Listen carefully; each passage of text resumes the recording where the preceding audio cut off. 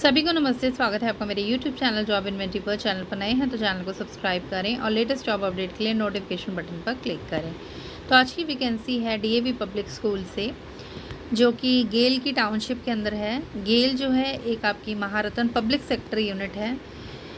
तो government organisations के अंदर जहाँ पे लोग रहते हैं, इनकी टाउनशिप होती है, उसी में स्कूल्स होते हैं। और डीएवी पब्लिक स्कूल की टीचिंग स्टाफ की वैकेंसी आई है। पीजीटी मैथ्स की एक वैकेंसी है। ये रेगुलर बेस पे वैकेंसी है, कॉन्ट्रेक्चुअल नहीं है, परमानेंट वैकेंसी है। मिनिमम क्वालिफिकेशन और एक्सपीरियंस इन्होंने मांगा है, ग्रेजुएशन और पोस्ट ग्रेजुएशन होनी चाहिए मैथ्स में 50% से। साथ में आपके पास बीएड होना चाहिए और डीएवी का सीबीटी क्वालिफाइड होना चाहिए। डीएवी अपने जो एग्ज़ाम लेते हैं वो आपका क्वालिफाई होना चाहिए। और एक्सपीरियंस इन्होंने कम से कम 2 साल का मांगा है किसी भी सीनियर सेकेंडरी स्कूल में। पीजीटी बायोलॉजी के लिए भी सेम क्वालिफिकेशन मांगी है। एक वैकेंसी है रेगुलर बेस पे।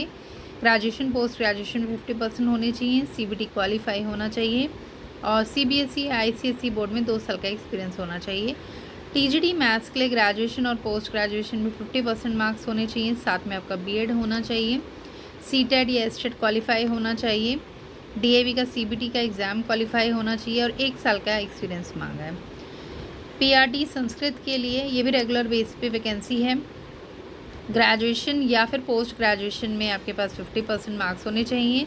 बीएड होना चाहिए, सीटेट या एसटेट क्वालिफाई होना चाहिए। डीएवी का सीबीटी एग्ज़ाम क्वालिफाई होना चाहिए और 1 साल का टीचिंग एक्सपीरियंस मांगा है।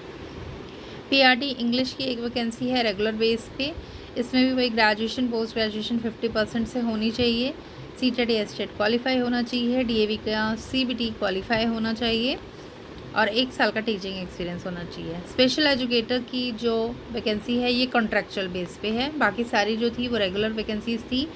स्पेशल एजुकेटर की कॉन्ट्रैक्चुअल बेस पे वैकेंसी है। ग्रेजुएशन में 50% मांगा है इन्होंने। साथ में आपका बीएड होना चाहिए और सीटेट क्वालिफाई होना चाहिए या फिर ग्रेजुएट होनी चाहिए बीएड जनरल में, और साथ में आपका डिप्लोमा हो स्पेशल एजुकेशन में, सीटेट क्वालिफाई होना चाहिए। या फिर इन्होंने लिखा है ग्रेजुएट हो, बीएड जनरल हो, साथ में आपके पास पोस्ट ग्रेजुएट प्रोफेशनल डिप्लोमा चाहिए स्पेशल एजुकेशन में, सीटेट क्वालिफाई होना चाहिए। या फिर कोई भी इक्विवेलेंट क्वालिफिकेशन होनी चाहिए और सीटेट क्वालिफाई होना चाहिए। डीएवी का सीबीटी क्वालिफाई होना चाहिए और साथ में 1 साल का एक्सपीरियंस मांगा है। पार्ट टाइम कोच चाहिए इन्हें ताइक्वांडो के और फुटबॉल के। ये पार्ट टाइम वैकेंसी है और इसमें आपका एनएसआई सर्टिफिकेट होल्डर होने चाहिए या फिर नेशनल स्टेट लेवल पे आप लोगों ने ये गेम्स खेले हों तो अप्लाई कर सकते हैं। या फिर बैचलर डिग्री होनी चाहिए फिज़िकल एजुकेशन में किसी भी रिकॉग्नाइज्ड यूनिवर्सिटी से। एक्सपीरियंस का इन्होंने ऐसा कुछ नहीं लिखा है, तो फ्रेशर्स भी अप्लाई कर सकते हैं। नॉन टीचिंग स्टाफ की वैकेंसी में अपर डिवीज़न क्लर्क की वैकेंसी है। इसके लिए इन्होंने ग्रेजुएशन मांगी है। साथ में आपको टाइपिंग आनी चाहिए हिंदी इंग्लिश की। कंप्यूटर सॉफ्टवेयर चलाना आना चाहिए। एमएस ऑफिस की नॉलेज होनी चाहिए। क्वालिफ़िकेशन इन्होंने टैली की भी डिज़ायरेबल में मांगी है लेकिन मैंडेटरी नहीं है वो, और मिनिमम एक्सपीरियंस 2 साल का मांगा है। रिसेप्शनिस्ट की एक वैकेंसी है जिसमें इन्होंने लिखा है कि वो फीमेल को प्रेफरेंस देंगे और ये पार्ट टाइम वैकेंसी है। ग्रेजुएशन में 50% होने चाहिए, कंप्यूटर की नॉलेज होनी चाहिए। डीएवी का सीबीटी एग्ज़ाम क्वालिफाई होना चाहिए। 1 साल का एक्सपीरियंस मांगा है। इसके अलावा इन्होंने बोला है कि आपकी स्पोकन इंग्लिश अच्छी होनी चाहिए और रिटन इंग्लिश भी अच्छी होनी चाहिए। कंप्यूटर आपको चलाना आना चाहिए। और शॉर्ट लिस्टेड कैंडिडेट्स को ये इंटरव्यू के लिए बुलाएंगे। आपको फॉर्म फिल करके भेजना है। सिर्फ एप्लीकेशन आपने सबमिट कर दी इसका मतलब ये नहीं है कि आपको इंटरव्यू के लिए बुलाया ही जाएगा। आपकी क्वालिफ़िकेशन और एक्सपीरियंस के बेस पे और जितनी एप्लीकेशंस जाएंगी उसमें से शॉर्टलिस्ट करके बुलाएंगे। रेगुलर डीएवी के जो एम्प्लॉयज़ हैं वो भी अप्लाई कर सकते हैं।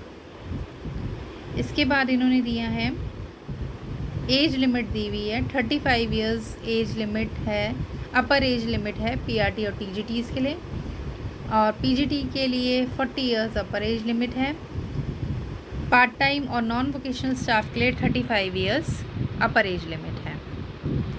उसके बाद सैलरी और बेनिफिट्स की बात करें तो जो रेगुलर पोस्ट हैं उनमें 7th पे कमीशन के अकॉर्डिंग ये सैलरी देते हैं।